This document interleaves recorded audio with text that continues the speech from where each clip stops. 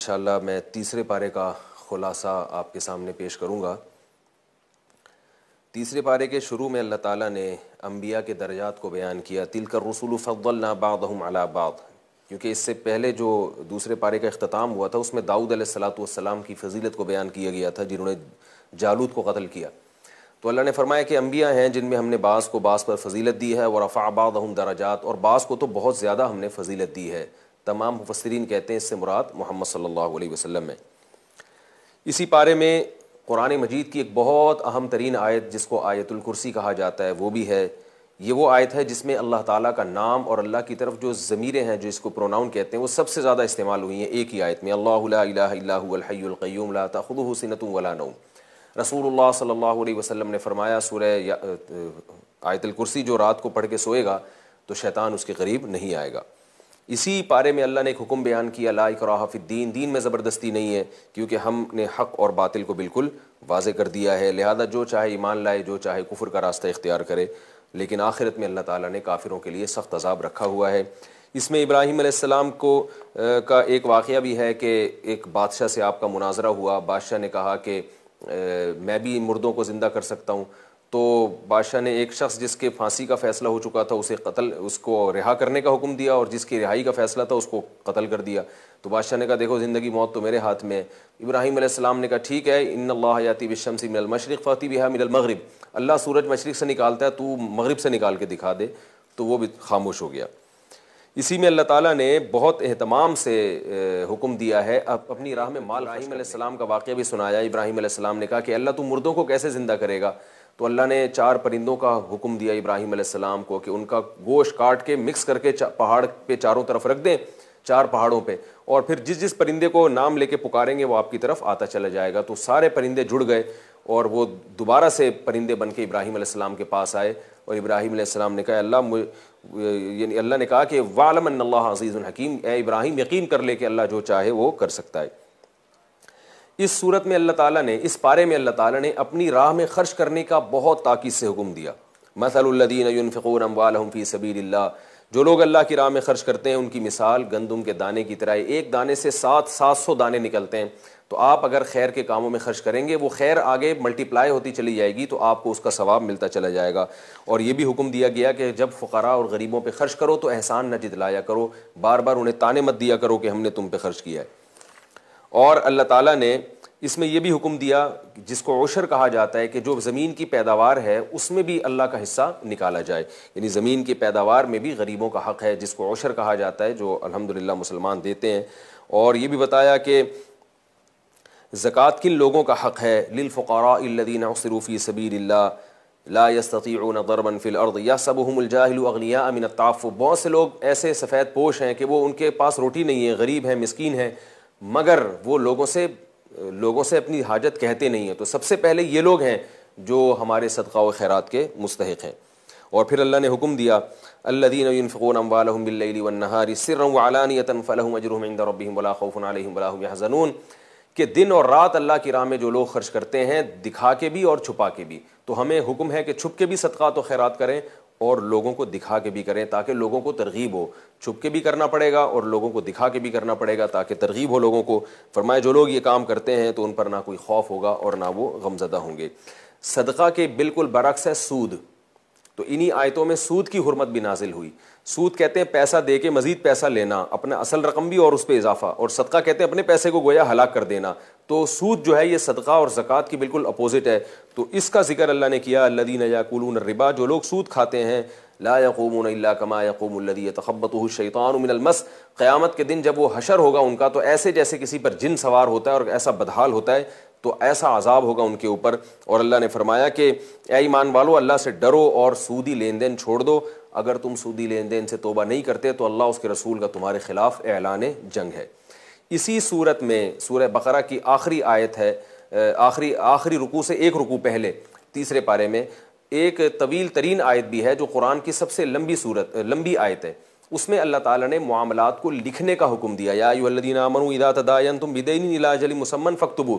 جب بھی کسی سے کوئی ایگریمنٹ ہو، مالی لین دین ہو، تو زبانی کلامی پر اکتفا مت کرو بلکہ تمام ایگریمنٹ کو ریٹن فارم میں لایا کرو اور اس پر گواہ بھی بنا دیا کرو، 2 مردوں کو یا 1 مرد اور 2 عورتوں کو گواہ بنا دیا کرو، اس کا بھی حکم ہے۔ اور پھر سورہ بقرہ کا جو اختتام ہوا ہے وہ اس پر ہوا کہ پہلے بنی اسرائیل کا تذکرہ تھا اس صورت میں کہ جنہوں نے اللہ کی نافرمانی کی، تو اللہ نبی صلی اللہ علیہ وسلم پر جو لوگ ایمان لاتے ہیں ان کو دعا سکھا رہے ہیں کہ تم یوں نہ کہا کرو کہ ہم سن تو رہے ہیں مگر نافرمانی کریں گے، ہم مانیں گے نہیں، نہ بلکہ کیا کہا کرو کہ اے اللہ ہم نے سن لیا اور ہم اس پر عمل بھی کریں گے۔ اور پھر اللہ سے یہ دعا بھی مانگا کرو کہ ربنا ولا تحملنا ما لا طاقت لنا به واعف عنا واغفر لنا وارحمنا، اے اللہ ہمیں معاف کر دے، ہماری مغفرت کر، ہم پر رحم فرما، انت مولانا فانصرنا علی القوم الکافرین، کہ ہم پر ہماری مدد کر کافروں کے خلاف۔ تو یہ سورہ بقرہ ختم ہوئی ہے۔ اس کے بعد اسی صورت میں اسی پارے میں تیسرے پارے میں سورہ آل عمران شروع ہو رہی ہے۔ عیسائیوں کے کچھ ایک وفد آیا تھا رسول اللہ صلی اللہ علیہ وسلم سے مذاکرات کے لیے، مناظرے کے لیے، تو آپ صلی اللہ علیہ وسلم نے ان کو بتایا کہ عیسیٰ علیہ السلام اللہ کے بیٹے نہیں ہیں۔ تو انہوں نے کہا کہ بھئی قرآن میں تو تورات انجیل میں تو ہے کہ بیٹے ہیں، بیٹے کا لفظ استعمال ہوا، تو بتایا گیا کہ جو ہے تورات اور انجیل اور قرآن یعنی اللہ کے کلام میں کچھ آیتیں متشابہ ہوتی ہیں اور کچھ محکمات ہوتی ہیں۔ وہ آیتیں جو ذو معنی ہوتی ہیں ان کو محکمات پہ پیش کیا جائے گا، یعنی قرآن کی ایک آیت کو دوسری آیت سے اس کی تفسیر کی جائے گی، یا تورات کی ایک آیت کو دوسری آیت پہ رکھا جائے گا۔ تورات اور انجیل اور قرآن میں ہے کہ اللہ جیسا کوئی بھی نہیں ہے، نہ اس نے کسی کو جنا نہ وہ کسی سے جنا گیا، تو اللہ کا بیٹا نہیں ہو سکتا۔ تو یہ مجازن بیٹے کا اطلاق اگر ہے تو مجازن اطلاق کیا گیا ہے، حقیقی معنی میں نہیں ہے۔ تو بتایا گیا کہ نزل علیک الکتاب بالحق مصدقا لما بین یدیہ وانزل التوراۃ والانجیل، اللہ ہے جس نے تورات اور انجیل کو بھی نازل کیا۔ هو الذی یصورکم فی الارحام، وہ اللہ ہے جو تمہیں ماں کے رحم میں بناتا ہے۔ عیسیٰ ابن مریم تمہیں پیدا نہیں کرتے، لہذا وہ عبادت کے لائق نہیں ہیں۔ اور اللہ نے یہ بھی حکم دیا کہ بہت سے لوگ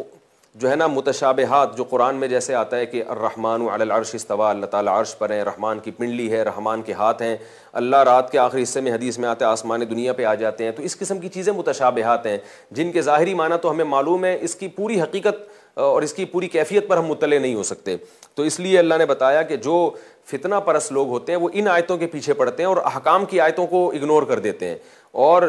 جو راسخین فی العلم ہے وہ کہتے ہیں بھئی اللہ اعلم بمرادہ، جو اللہ نے اس سے مراد لی ہم اس پر ایمان لاتے ہیں۔ ہم ان آیتوں کو جو بالکل واضح ہیں جس میں اللہ کی قدرت، اللہ کی طاقت بیان کی گئی ہے اور نماز، زکوٰۃ اور ہمیں مختلف احکام دیے گئے ہیں، ان کے در پہ رہتے ہیں، یہ راسخین فی العلم ہے۔ تو اللہ فرماتے ہیں کہ راسخین فی العلم کے راستے پر چلو، اور اللہ سے دعا بھی مانگا کرو لا تزغ قلوبنا بعد اذ ہدیتنا وہب لنا من لدنک رحمۃ انک انت الوہاب، کہ اللہ ہمارے دلوں کو ایک دفعہ جب ہم ایمان لا چکے ہیں تو ہمارے دلوں کو پھر اپنے راستے سے دور مت کرنا، شیطان ایسا نہ ہو کہ ہمیں وسوسے ڈال کر دین برحق سے دور کر دے۔ اسی پارے میں اللہ تعالیٰ نے ایک اعلان بھی کیا ہے کہ ان الدین عند اللہ الاسلام، یہ بہت اہم حکم ہے کہ دین اللہ کے ہاں صرف اسلام ہی ہے۔ تو صاف بتا دیا کہ اسلام کے علاوہ کوئی بھی دنیا کے کسی بھی مذہب کو فالو کرے گا تو قیامت کے دن وہ قطعاً قبول نہیں کیا جائے گا۔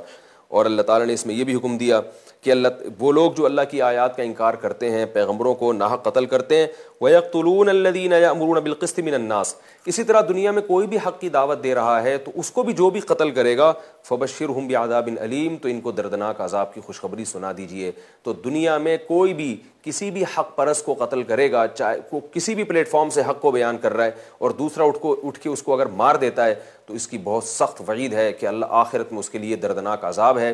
جو بھی کسی حق پرست کو قتل کرے گا، آج لوگ پیسے کے لیے جو ہے نا وہ صحافیوں کا قتل کر دیتے ہیں جنہوں نے حق بات کو شائع کیا، یا علماء کا قتل کر دیتے ہیں، تو سارے اس وعید میں داخل ہیں۔ اسی صورت میں اللہ تعالیٰ نے یہ بھی حکم دیا یا لا يتخذ المؤمنون الکافرین اولیاء من دون المؤمنین، اے ایمان والو مومنین کو چھوڑ کر کافروں کو اپنا رازدار مت بناؤ، کیونکہ ان میں بہت سے کافر ایسے ہیں جو تمہارے دشمن ہیں اور وہ تمہیں نقصان پہنچا سکتے ہیں۔ اسی پارے میں اللہ تعالیٰ نے بتایا کہ مختلف دور میں، مختلف وقتوں میں اللہ تعالیٰ کی عادت رہی ہے کہ مختلف لوگوں کو اپنے دین کی دعوت کے لیے اور کے لیے منتخب کرتے ہیں، اپنا خاص مقرب بناتے ہیں۔ انہی میں اللہ نے بتایا ان اللہ اصطفیٰ آدم، اللہ نے سب سے پہلے آدم کو چنا، ونوحا وآل ابراہیم وآل عمران علی العالمین، نوح علیہ السلام کو، آل ابراہیم کو، آل عمران کو، تمام جہان والوں پر اللہ نے فضیلت دی ہے۔ یہ سب ایک دوسرے کی اولادوں میں تھے۔ اور پھر اللہ تعالیٰ نے حضرت مریم کا بھی واقعہ بیان کیا۔ وہ حضرت عمران کی بیوی نے جب ان کی زوجہ نے منت مانی تھی کہ میرا جو بیٹا پیدا ہوگا تو میں اسے مسجد اقصیٰ کی خدمت کے لیے وقف کروں گی، مگر بیٹے کے بجائے بیٹی پیدا ہوئی تو ان کا نام مریم رکھا گیا۔ اور اللہ نے پھر بتایا کہ حضرت مریم علیہ السلام پر اللہ کا کیسا فضل ہوا، وہ کیسی عبادت گزار تھیں۔ اور پھر حضرت مریم کو فرشتوں نے بشارت دی کہ آپ کی شادی کے بغیر، زوج کے بغیر اللہ آپ کو بیٹا دے گا۔ اور پھر اللہ تعالیٰ نے حضرت عیسیٰ علیہ السلام کو پیدا کیا۔ اور حضرت مریم جب پریشان ہوئیں کہ میرے تو بغیر شوہر کے بیٹا پیدا ہو گیا، لوگ مجھے طانے دیں گے، تو اللہ نے بتا دیا کہ ہم آپ کی برات کا اعلان کریں گے، اور یہ بیٹا ایسا مبارک بیٹا ہے، یہ ولد الزنا نہیں ہے، ایسا بیٹا ہے وہ یکلم الناس فی المہد وکہلا، یہ ماں کی گود میں خود گواہی دے گا، لوگوں سے ہم کلام ہو کے کہے گا کہ مجھے اللہ نے اپنی قدرت سے پیدا کیا ہے، میں ولد الزنا نہیں ہوں۔ اور یہ بڑھاپے میں بھی لوگوں سے کلام کرے گا۔ بڑھاپا تو کہ حضرت عیسیٰ پر آیا نہیں، اس سے پہلے آسمانوں پہ چلے گئے، تو اس سے صاف پتہ چلتا ہے کہ حضرت عیسیٰ قرب قیامت میں نازل ہو کے ادھیڑ عمر کو پہنچنے کے بعد بھی لوگوں سے ہم کلام ہوں گے، اور تاکہ اور پھر اس طرح سے قرآن کی آیت پوری ہوگی۔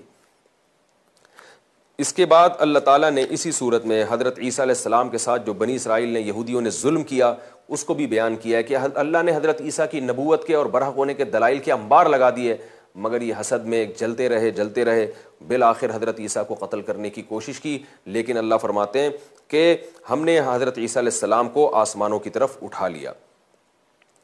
پھر عیسائیوں نے حضرت عیسیٰ کی شان میں غلو شروع کر دیا اور کہا کہ یہ اللہ کے بیٹے ہیں، کیونکہ بغیر باپ کے تو کوئی انسان پیدا نہیں ہو سکتا، یہ تو بیٹے ہیں۔ تو اللہ نے بڑی بہترین مثال دی، ان مثل عیسیٰ عند اللہ آدم، کہ عیسیٰ کی مثال اللہ کے آدم کی طرح ہے۔ آدم کا تو نہ باپ تھا نہ ماں تھا، تو جو اللہ بغیر باپ اور ماں کے آدم کو پیدا کر سکتا ہے، وہ بغیر باپ کے حضرت عیسیٰ کو پیدا نہیں کر سکتا۔ تو یہ کیسی بات ہے کہ جو بغیر باپ کے پیدا ہو گئے، معاذ اللہ اس کا باپ اللہ ہے؟ یہ تو بہت بڑا اللہ تعالیٰ پر بہتان ہے۔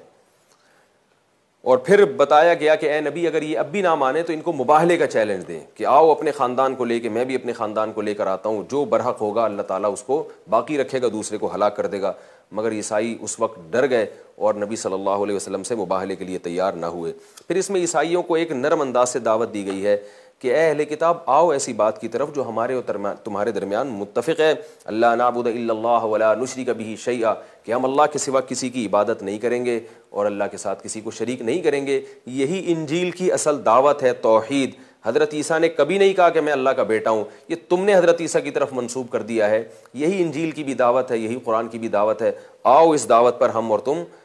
دونوں ایمان لاتے ہیں، اور ضد اور انا کو ترک کر دو۔ اسی پارے میں اللہ نے یہ بھی بتایا کہ مشرکین یہ کہتے تھے کہ اللہ ہم سے خود ہم کلام کیوں نہیں ہوتا، اور یہ بھی بتایا گیا کہ حضرت عیسیٰ ابن مریم کبھی بھی یہ نہیں کہہ سکتے کہ میری عبادت کرو، کیونکہ ما کان لبشر ان یؤتیہ اللہ الکتاب والحکمہ، کسی بشر کی یہ مجال نہیں ہے کہ اللہ اس کو نبوت عطا کرے اور وہ لوگوں کو اللہ کی طرف لانے کے بجائے اپنی طرف لانا شروع کر دے۔ یہ پیغمبروں کی شان نہیں ہے، پیغمبر اس کے لیے دنیا میں نہیں آتے۔ اور اسی پارے میں اللہ تعالیٰ نے یہ بھی بتایا کہ وَمَن يَبْتَغِ غَيْرَ الْإِسْلَامِ دِينًا فَلَن يُقْبَلَ مِنْهُ، پہلے پچھلی آیت میں بتایا تھا ان الدین عند اللہ الاسلام، کہ دین اللہ کے ہاں صرف اور صرف اسلام ہے۔ اس آیت میں اور واضح کر دیا کہ جو اسلام کے علاوہ کسی اور کو دین کو مذہب بنائے گا، فَلَن يُقْبَلَ مِنْهُ، تو اس کا یہ مذہب کبھی بھی قبول نہیں ہوگا، وَهُوَ فِي الْآخِرَةِ مِنَ الْخَاسِرِينَ، اور وہ آخرت میں خسارے والوں میں سے ہوگا۔ لہذا جو لوگ بھی حق کو چھپاتے ہیں، تورات اور انجیل میں بھی اسلام کی حقانیت تھی، تو ان کے لیے دردناک عذاب ہے۔ الا الذین تابوا من بعد ذلک واصلحوا، ہاں توبہ کا دروازہ کھلا ہوا ہے، آج بھی وقت ہے، توبہ کر لو۔ اور آخری میں آیت میں پھر دوبارہ اسی مضمون کا تکرار کیا، ان الذین کفروا وماتوا وهم کفار، کہ جو لوگ ابھی بھی اسلام کو نہیں مانتے اور وہ ان کی موت اس حال میں ہو جائے کہ وہ کفر پہ ہی مر جائیں، تو فلن يقبل من احدهم ملء الارض ذهبا، تو اگر وہ عذاب سے اپنے آپ کو بچانے کے لیے زمین کے برابر بھی سونا اگر دیں گے، تو اللہ تعالیٰ فرماتے ہیں کہ وہ سونا قبول نہیں کیا جائے گا، اور ایسے کافر کو اللہ کے عذاب سے کوئی نہیں بچا سکتا۔ اولئک لہم عذاب علیم، ان کے لیے دردناک عذاب ہے، وما لہم من ناصرین، اور کوئی بھی ان کا مددگار نہیں ہوگا۔ اللہ تعالیٰ سے دعا ہے کہ اس بارے میں جتنے بھی احکامات آئے، اللہ ہمیں دل و جان سے سمجھنے اور قبول کرنے اور اس پر عمل کی توفیق عطا فرمائے۔ وما علینا الا البلاغ۔